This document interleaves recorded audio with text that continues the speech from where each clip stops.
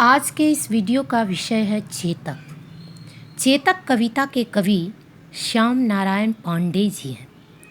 प्रस्तुत कविता में कवि ने महाराणा प्रताप के घोड़े चेतक की वीरता का व्याख्यान किया है। चेतक अपने स्वामी महाराणा प्रताप के प्रति इतना वफादार रहा है कि उनके लिए उसने अपने प्राण भी न्यौछावर कर दिए। हल्दी घाटी के प्रसिद्ध युद्ध में चेतक ने अपनी अद्वितीय स्वामी भक्ति, बुद्धिमत्ता एवं वीरता का जो परिचय दिया था वो इतिहास में अमर है। अब कविता की पंक्ति को पढ़ते हैं। रणवीच चौकरी भर भर कर चेतक बन गया निराला था, राणा प्रताप के घोड़े से पड़ गया हवा का पाला था। कवि इस पंक्ति में चेतक की वीरता का वर्णन करते हुए कहते हैं कि चेतक युद्ध के मैदान में चौकरी भरकर अर्थात छलांग लगाकर अपनी वीरता को दिखाता था।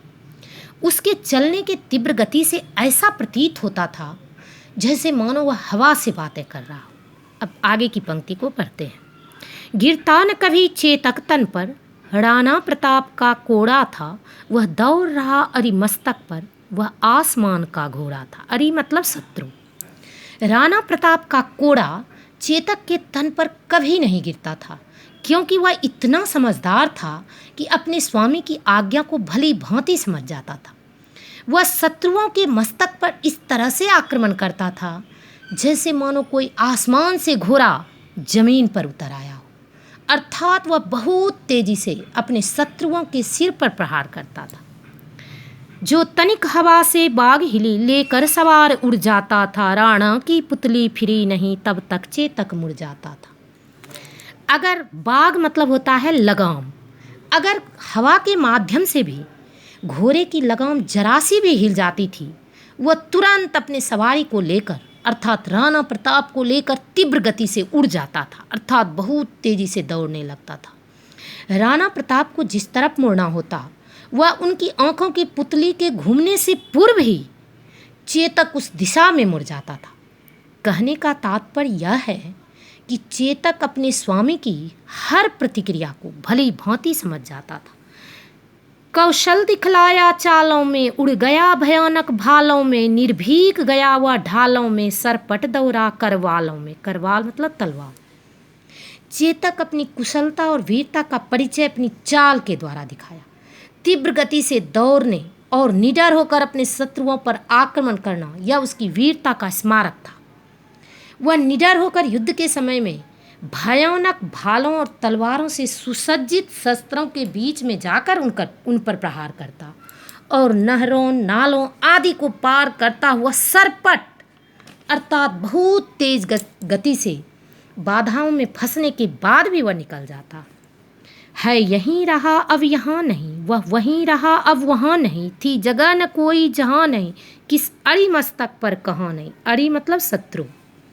कवि कहते हैं कि युद्ध के क्षेत्र में ऐसा कोई स्थान नहीं था जहाँ पर चेतक ने अपने शत्रुओं पर प्रहार न किया हो।